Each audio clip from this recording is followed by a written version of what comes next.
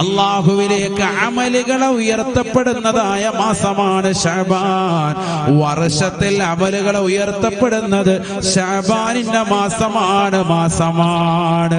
ഫഉഹിബ്ബു അൻ ഉർഫ അമലി വഅന സായിം.